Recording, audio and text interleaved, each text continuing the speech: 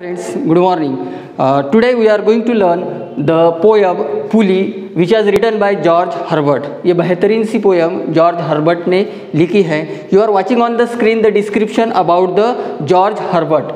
George Herbert was a priest by profession and he wrote religious poem with a lot of imagery or conceit. God gives many precious gifts to the devotee, but at the same time, God also expects something in return. So, in the given introductory passage of the poet, the God has given lots of things to the human being. भगवान ने हमें बहुत सी चीज़ें दी है. भगवान ने हमें सब कुछ दिया है. वेल्थ दी है, ब्यूटीफुलनेस दिया है, हैंडसमनेस दिया है, बहुत खाने पीने की चीज़ें दी है, बहुत सी चीज़ें दी है. फिर भी गॉड हमसे कुछ एक्सपेक्ट करता है. हमसे मतलब यहाँ पे कहना है कि ह्यूमन बीइंग से एक्सपेक्ट करता है कि हमने तो बहुत सारी चीज़ें, भगवान ने सब कुछ दिया है, इस ब्रह्मांड की रचना की है, इस यूनिवर्स को बनाया है, नेचर को बनाया है, खाने पीने की बहुत सारी चीज़ें बनाई है.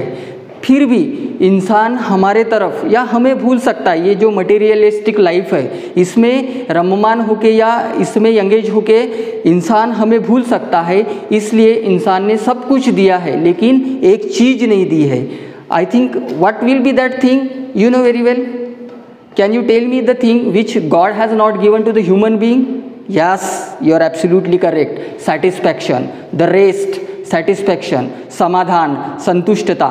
यही एक जो चीज़ है वो इंसान को भगवान द्वारा नहीं मिली और इसी चीज़ के लिए हम जो मिलीनियर्स है, बिलीनियर्स है, वेल्दी पर्सन है वो भागा भागा फिरता है. किस लिए? सिर्फ और सिर्फ समाधान के लिए, सिर्फ और सिर्फ सेटिस्फैक्शन के लिए वो भागा भागा फिरता है. जॉर्ज हर्बर्ट ये बहुत ही बेहतरीन से पोएट है जो कि खुद एक प्रीस्ट है और प्रीस्ट होने की वजह से इन्होंने जो पोएम लिखी है वहाँ पे उन्होंने गॉड का बहुत ही नाम मेंशन किया है या गॉड पे डिपेंडेड उन्होंने बहुत सारी चीज़ें लिखी है. ये मेटाफिजिकल पोएम है, इसका मतलब इमेजिनरी तो है लेकिन ये मेटाफिजिकल इसलिए कहा जाता है कि हर एक चीज़ जब हम लाइन बाय लाइन पढ़ते जाते हैं तब हमें सारी की सारी चीज़ें हमारे आँखों के सामने जैसे हो रही हो इस तरह की प्रचिति हम में आती है. तो ये बहुत ही सुंदर सी पोएम है. मैं इसको लाइन बाय लाइन एक्सप्लेन करने जा रहा हूँ. आपको आपके नोटबुक्स, आपके जो भी नोट्स है हार्ड वर्ड्स के लिए या अप्रिसिएशन ऑफ द पोएम के लिए जो भी चीज़ें आपको रखनी है वो आप रख सकते हो. बहुत ही सिंपल सी ये पोएम है, इसे हम लाइन बाय लाइन एक्सप्लेन करने जा रहे हैं. The pulley, have you seen the pulley? Yes, you have been seen. जब हम कुएं से अगर बाल्टी निकालते हैं, जिस चीज़ का, जिस वेपन का हम उपयोग करते हैं किसी बाल्टी को ऊपर लाते हुए, तो उसे क्या कहते हैं हम हिंदी में? इन इंग्लिश हम पुली बोलते हैं और हिंदी में एक कुछ तो भी खींचने वाली चीज़. तो भगवान ने भी हमें बहुत सारी चीज़ें दी है. बहुत सारी चीज़ें देने के बाद में वो हमसे कुछ तो भी एक्सपेक्ट कर रहे हैं, कुछ तो भी अपेक्षा कर रहे हैं ह्यूमन बीइंग से. तो पुली मतलब क्या कि सभी चीज़ें देने के बाद में अगर इंसान हमारे तरफ नहीं आया और इंसान को अगर हमारे तरफ खींचना है, पुल करना है ना. पुल और push both are opposite word है ना. तो पुल करना मतलब खींचना. अगर इंसान को हमारी तरफ खींचना हो तो कुछ तो चीज़ ऐसी हो जो हम इंसान को ना दे या ह्यूमन बीइंग्स को ना दे. तो इस तरह का ये जो टाइटल है पुली, जो कि आप स्क्रीन पे देख रहे हो, पुली मतलब खींचना.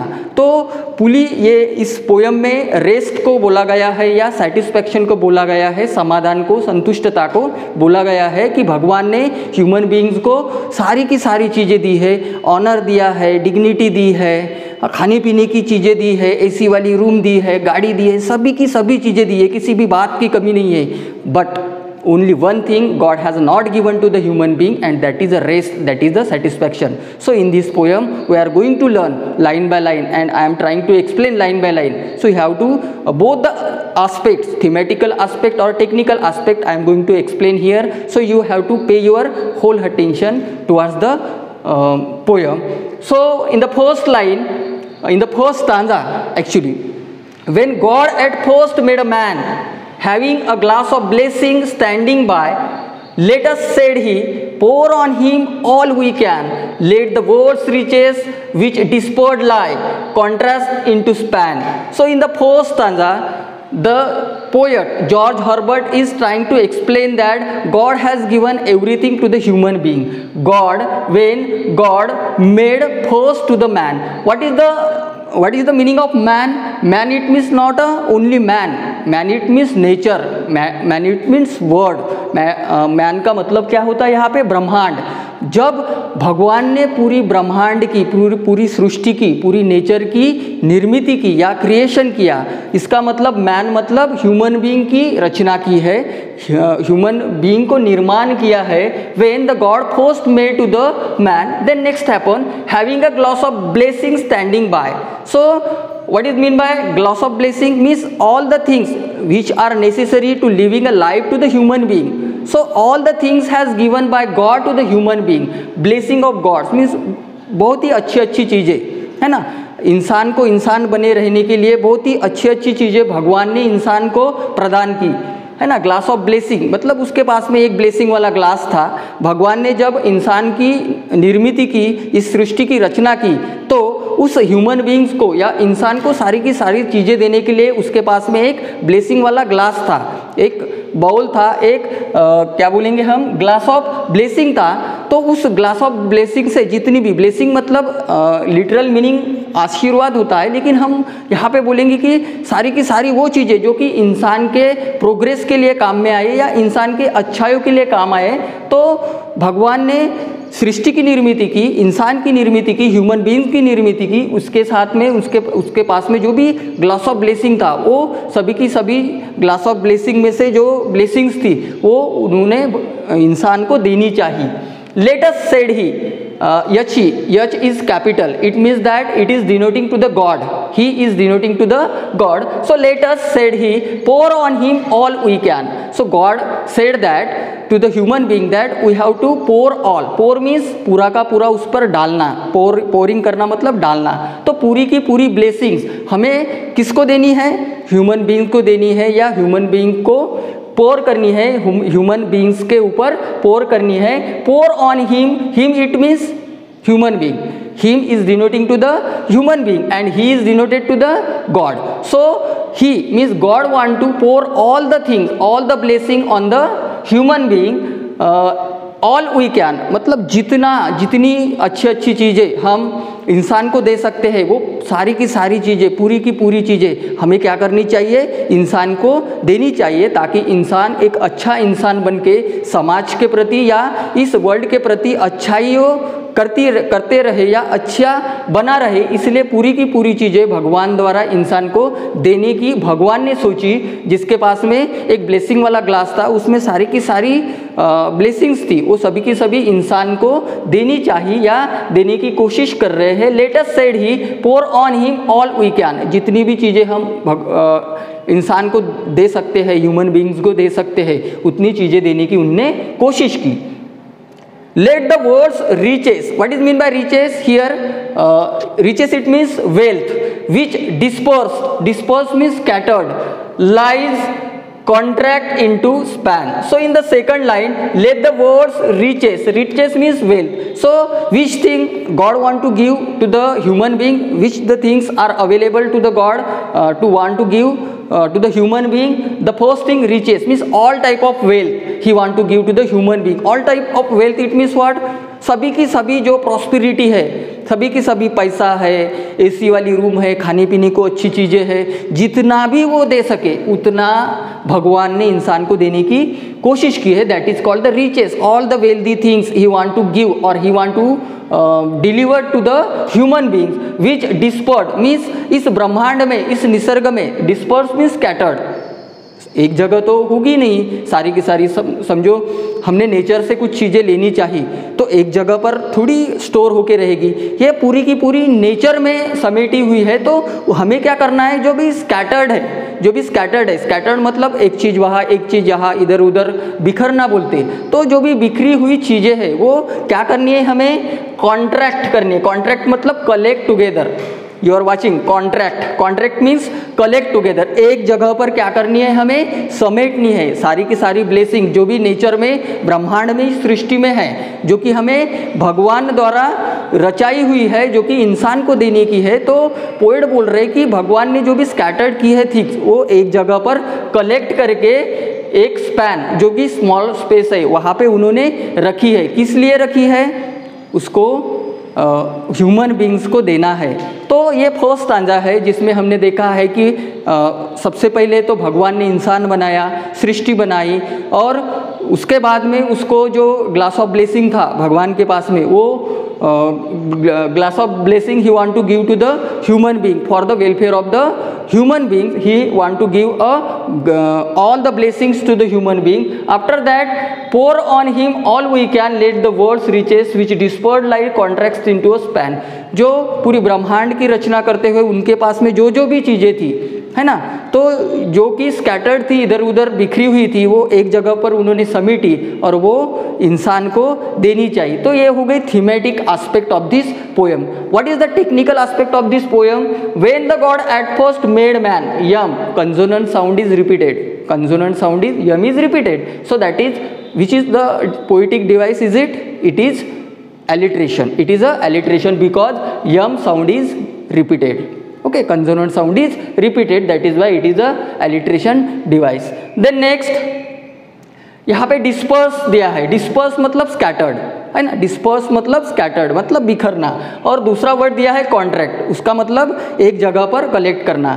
अभी स्कैटर्ड और एक जगह पर कलेक्ट करना मतलब both the words are opposite, both the words are opposite. It is in the one line, it is mentioned in the one line, that is why we can say it is a antithesis. Antithesis, it is a poetic device, antithesis. Why? Because both the word dispersed and contrast, it is a opposite meaning in the one line, that is why it is a antithesis, figure of speech, isn't it? So in this poem the poet want to give a message to the all human being that when the God has made this nature, God has made to the man, he want to give a blessing, all blessing to the human being, but all the blessings were scattered everywhere, so he want to collect at a one place and he want to pour onto human being. In the first line we learn about this. In the second stanza, what is the second stanza? Let's see. So strength first made a way, then beauty flowed, then wisdom, honor, pleasure. When almost all was out, God made a stay, perceiving that alone of all his treasure rest in the bottom lay. Okay, so बहुत ही सुंदर तरीके से भगवान ने poet ने इस poem को अच्छे से न्याय देने की कोशिश की है, बहुत ही सुंदरता से बताई है। मैं और सिंपल वे से आपको समझाने की कोशिश करूंगा। सो strength first made a way, so strength first made a way. What is mean bye strength? Strength मतलब क्या? शक्ति प्रदान की है, पावर बहुत डोले शोले दिए हैं भगवान ने? नहीं। स्ट्रेंथ का मतलब यहाँ पे होता है कि जो भी ह्यूमन बींग्स को अपनी लाइफ जीने के लिए जितनी भी चीज़ें चाहिए है, वो पावर हो, मेंटल पावर हो, फिजिकल पावर हो, फिजिकल फिटनेस हो, वो सारी की सारी चीज़ें भगवान ने इंसान को दी। First the God has given to the human being a strength, that is means a power of living a life. First made a way, first made a way, यहाँ पे स्ट्रेंथ है।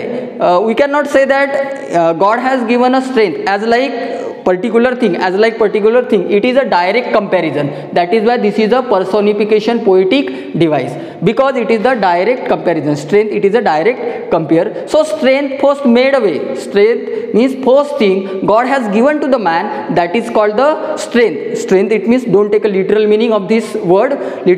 What is the meaning of this? The power has given to the human being, power and how to live our life as a human being. So that type of things has given to the human being by the God. इंसान को इस तरह की चीज़ें दी है।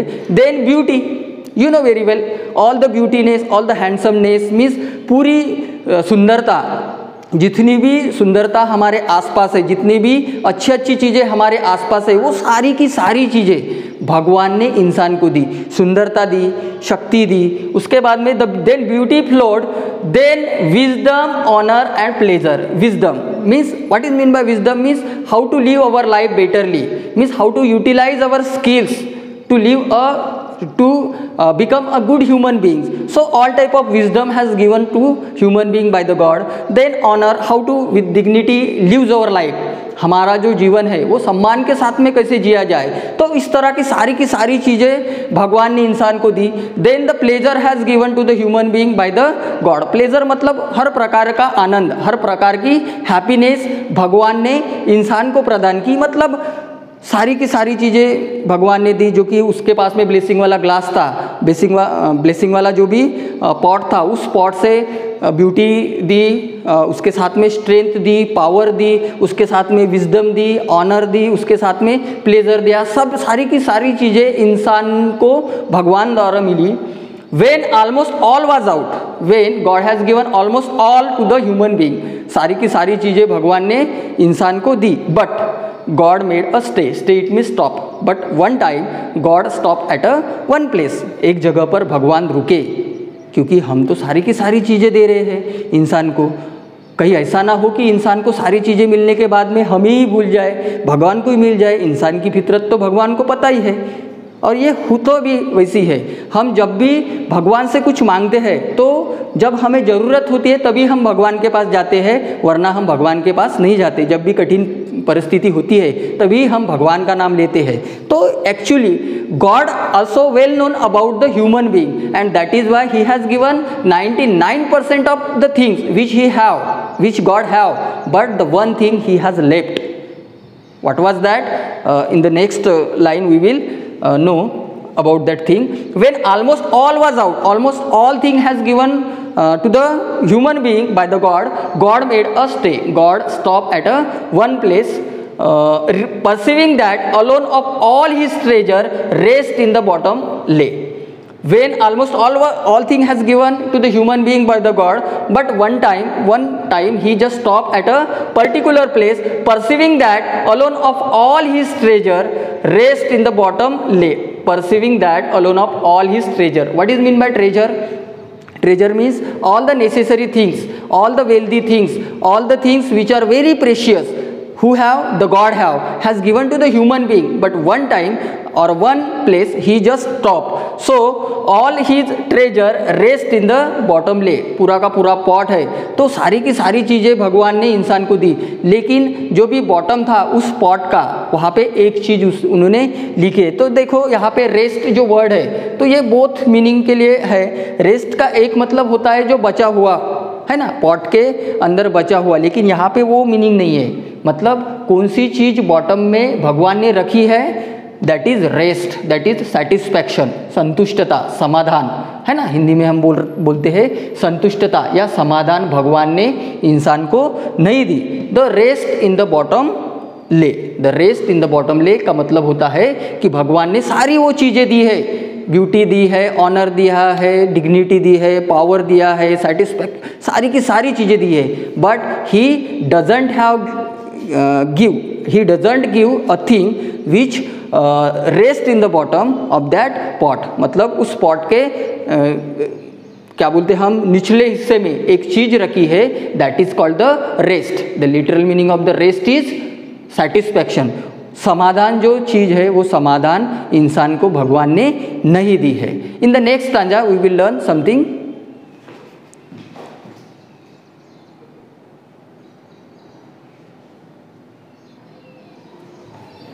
So friends, you are watching on the screen. For if I should, said he. Here also said he, denoting H is capital. So it is mentioning to the God. Okay. So rest of the thing which which was under the bottom, to the bottom of that pot. So what was that thing? That was the rest. That was the satisfaction which God has not given to the human being. Why? Because God also expect from the human beings that he should come at me and he should bow down their neck. He should just pray for me, pray to demand something from me. So he doesn't given to the all things to the human being. Rest of the thing he does not given to the human being. What was that thing? So that was the rest, that was the satisfaction. And because of the satisfaction, to find out satisfaction, human being just wandering here and there. He just taking we can say वो सहारा ले रहा है, spirituality का सहारा ले रहा है ना, आध्यात्म का सहारा ले रहा है। जो भी बिलीनियर्स है, मिलीनियर्स है, जिनके पास में बहुत सारी धन दौलत है, फिर भी वो सेटिस्फाइड नहीं है, mentally he is not satisfied. That is why he just finding the satisfaction in the temple, in the holy places. So that is why God has not given rest, God has not given to satisfaction to the human being. In the next stanza, for if I should, said he is denoting to the God. For if I should, said he, bestow this jewel also on my creature. अगर मैंने ये जो चीज़ें हैं मेरे पास में, वो सारी की सारी चीज़ें मैंने अगर भगवान ने अगर सभी की सभी चीज़ें ह्यूमन बीइंग्स को दे दी होती तो क्या होता? bestow this jewel also my creatures. creature is mentioning to the human beings, है ना, all human being. creature मतलब प्राणी मात्र होता है। तो इस धरती पे, इस सृष्टि पे प्राणी मात्र ह्यूमन बीइंग्स है, पेड़ पौधे हैं, बहुत सारे कीटक है, लेकिन यहाँ पे creatures is denoting to only human being. Human beings को डिनोट किया गया है। Bestow, what is mean by bestow? Gives us a gift. By whom? By the God. The bestow this jewel. Jewel means the lost things, honor, dignity, handsomeness, beautifulness, all the necessary thing which is useful for eating 2 times or living our life betterly as a human being. So all the things has given to the human being by the God, means I have given everything to my creatures. On my creatures he would adore my gift instead of me. But what will happen? He will adore me, means he will give a most important to my things, the materialistic thing which I given to the human being instead of me. मेरे अलावा वो क्या करेगा? उन्हीं चीज़ों को भगवान मानेगा। जैसे कि टेक्नोलॉजी, साइंस ने बहुत सारी प्रोग्रेस की है, तो इस वजह से इंसान को लग रहा है कि भगवान है ही नहीं, भगवान का कोई अस्तित्व ही नहीं है।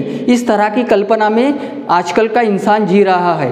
तो यहाँ पे भगवान को लगा कि अगर मैंने ये जो सारी चीज़ें दी है, धन दौलत दी है, उसको हैंडसमनेस दिया है, बहुत सारा पैसा दिया है, सारी की सारी चीज़ें मैंने इंसान को दी है, लेकिन समाधान मैंने इंसान को नहीं दिया। इसी वजह से वो क्या कर रहा है? हमारे पास आ रहा है। तो इस तांजे में वही बताने की कोशिश कवि हमें कर रहे हैं, पोएट हमें बताने की कोशिश कर रहे हैं कि if I should given all the jewels, all the necessary things which is essential to live a better life to the human being, I have given to the human being, but what will happen? अगर मैंने सारी की सारी चीज़ें दे भी दी होती, भगवान ने सारी की सारी चीज़ें इंसान को दे भी दी होती, तो क्या होता? He would adore my gift, he will adore my gift. Adore करणं मतलब क्या, वो कवटाळून बसणे म्हणतो आपण मराठीमध्ये, है ना. मतलब वो सारी की सारी चीज़ें अगर भगवान ने दे दी होती तो he just give a most important to my gift rather than me. मेरे अलावा या मेरे सिवा वो instead of me he will give a importance to the things which I given to him. मैंने मेरे द्वारा जो भी मैंने निर्मित की उस गिफ्ट को अगर मैंने इंसान को दी तो इंसान मुझे भूल जाएगा और उस गिफ्ट को ही सब कुछ समझ जाएगा. इसीलिए भगवान ने शायद वो जो गिफ्ट है जो कि उसके पास में ब्लेसिंग वाला ग्लास है जिसने वो पोर्ट किया है इंसान पे, लेकिन उसमें एक रेस्ट नाम की चीज़, सेटिस्फैक्शन नाम की चीज़ भगवान ने इंसान को नहीं दी. अगर दी होती तो क्या होता, उसको किस चीज़ का डर था भगवान को, अगर मैंने सारी चीज़ें दी तो इंसान मेरे तरफ नहीं आता, वो उस दी गई गिफ्ट्स को ही सब कुछ समझ लेता, मेरा अस्तित्व वहाँ पे, मेरा जो एग्जिस्टेंस है वो वहाँ पे ख़त्म हो जाता. And rest in nature, rest in nature मतलब सृष्टि में जो भी चीज़ें हैं जो कि उसके सेटिस्फैक्शन के लिए मैंने बनाई है तो वो उसी चीज़ को सर्वस्व मानता, सब कुछ मानता, मुझे वो नहीं मानता या मेरे तरफ नहीं आता. Not the God of nature, not the God of nature. In this line nature, the word is going to repeat, the word is going to repeat in the stanza, so that is why it is a repetition which is poetic device. nature and nature both the word is repeated, है ना. Repetition हो रहा है word का, तो word का repetition मतलब कौन सी पोइटिक डिवाइस हो गई है, repetition. Understand. And first line में बिस्टो एंड ज्वेल, सो यहाँ पे मेटाफर है. ओके, बिस्टो एंड ज्वेल, इससे क्या प्रतीत होता है, कौन सी पोइटिक डिवाइस है, ये मेटाफर है. चलो आगे बढ़ते हैं. So both should losers be, both should means nature as well as the human being will be loser. If I will give everything to the human being, but instead of me he just give most important to the thing which I given to the human being, है ना। मेरे अलावा जो मैंने चीज़ें दी है उसी चीज़ों को वो सब कुछ मानता, ना कि मुझे पूछता, ना कि मुझे पूछता, है ना। मेरे तरफ नहीं आता, वर्कशिप नहीं करता मेरी, या मुझे कुछ भी मेरा अस्तित्व खत्म हो जाता वहाँ पे, तो both will be loser, both will be as well as human beings as well as I myself will also losers. So this is all about the third stanza of this poem. Then 8, let him keep the rest, but keep them with the repining restlessness. Let him be rich and weary, that at last, if goodness lead him not, yet weariness may toss him to my breast. So in the fourth stanza, it is बहुत ही सुंदर stanza है और पूरा का पूरा कविता का सार इसी स्टांजा में छुपा हुआ है, ताकि हम कुछ अच्छे से समझ कि मैं लाइन बाई लाइन आपको अच्छे से समझाने की कोशिश करूँगा. 8, let him keep the rest. तो भगवान बोलता है कि ये इंसान को रेस्ट लेने दो, मतलब सेटिस्फैक्शन लेने दो, मतलब अच्छा रहने दो. जो भी मैंने चीज़ें दी है, उसको वेल्थ दिया है, हेल्थ दी है, अच्छी सुंदरता दी है, खाने पीने की चीज़ें दी है, तो उसी में उसको आनंद प्राप्त करने दो.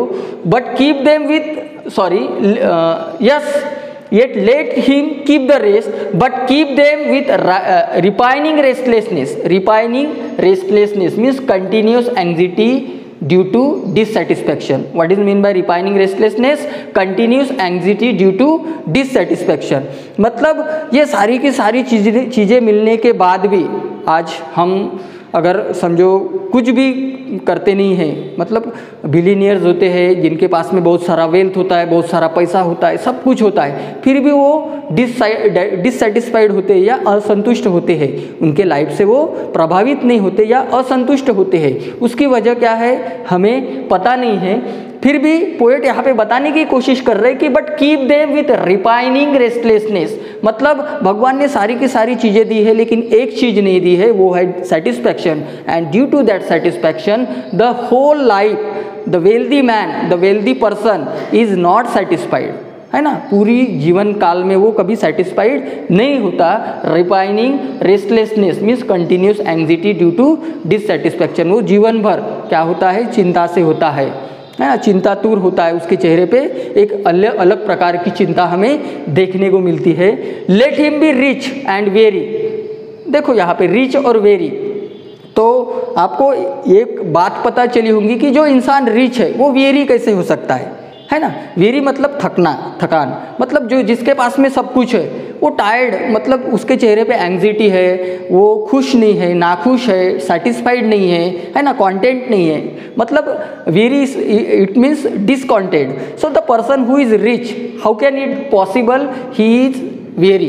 तो ये क्या है, रिच एंड वेरी, ये दोनों चीज़ें क्या है, एक ही इसके मतलब पहलू है. इसीलिए हमें एक फिगर ऑफ स्पीच यहाँ पे मिलती है, poetic device, that is called the paradox. मतलब ये कॉन्ट्रास्ट चीज़ है ना. जो रिच है फिर भी वो टायर्ड है, रिच है फिर भी वो टायर्ड है, मतलब रिच है फिर भी डिससेटिस्फाइड है, डिसकॉन्टेंट है ना. इस वजह से इसको हम पैराडॉक्स वाली पोएटिक डिवाइस में ये लिख के रखो आप.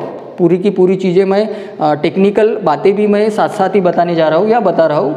So let him be rich and very, that at last if goodliness lead him not, at weariness may toss him to my breast. So सारी चीज़ें मैंने दी है फिर भी इंसान डिससेटिस्फाइड है, कंटिन्यूस वो एंग्जाइटी में है. Why? Because he is not restlessness, means he is a dissatisfied about the thing which doesn't given by the God, है ना. सारी चीज़ें दी है, अगर पूरी चीज़ें दी होती तो भगवान को डर था कि वो मेरे पास ना आए. तो इसी वजह से भगवान ने एक चीज़ नहीं दी जो कि सेटिस्फैक्शन होता है, जिसे हम समाधान बोलते हैं, वो चीज़ भगवान ने इंसान को नहीं दी. और इसीलिए आज मिलीनियर्स हो, बिलीनियर्स हो, करोड़पति हो, जितना भी पैसा हो, हेल्थ हो, वेल्थ हो, सारी चीज़ें हो, लेकिन भगवान को वो मानता है, स्पिरिचुअलिटी को मानता है. क्यों? Because he want to find out satisfaction in his life. Understood? So in this poem the poet make us aware about the existence of God, because the poet George Herbert is a priest. That's why he just believe in religion, and in the all poem he just trying to describe us and making us aware about the existence of God, and he has very nicely refer this poem, compose this poem. So it is very beautiful poem. It is very important for the examination point of view. If you want to if you have any query, or if you have facing a related problems related to this poem, you can contact or comment in my comment box. ये जो poem है ये अच्छे से मैंने line by line आपको clear करने की कोशिश की है, फिर भी आपको कुछ क्वेरी हो या कुछ प्रॉब्लम हो तो आप कमेंट बॉक्स में या मेरे पर्सनल नंबर पर व्हाट्सअप बता सकते हैं। इसका आपको पूरा का पूरा अप्रिसिएशन ऑफ द पोयम लिखना है। ये 5 मार्क्स के लिए होती है 10th के, है ना। उसमें फिगर ऑफ स्पीच भी पूछा जाता है, टाइटल ऑफ द पोयम पूछा जाता है, उसके बाद में पोएट का नाम पूछा जाता है, राइमिंग स्कीम पूछी जाती है। उसके अलावा इसमें जो तुम्हारी मोस्ट फेवरेट लाइन, क्यों और इम्पोर्टेंस जो चीज़ें हैं, और theme of the poem, thematical aspect क्या है, टेक्निकल एस्पेक्ट क्या है पोएम का, तो इस प्रकार 5 मार्क्स के लिए ये पूछा जाता है। So don't forget to read out all the poem and write down the appreciation of the poem in the notebook. Still then, thank you very much.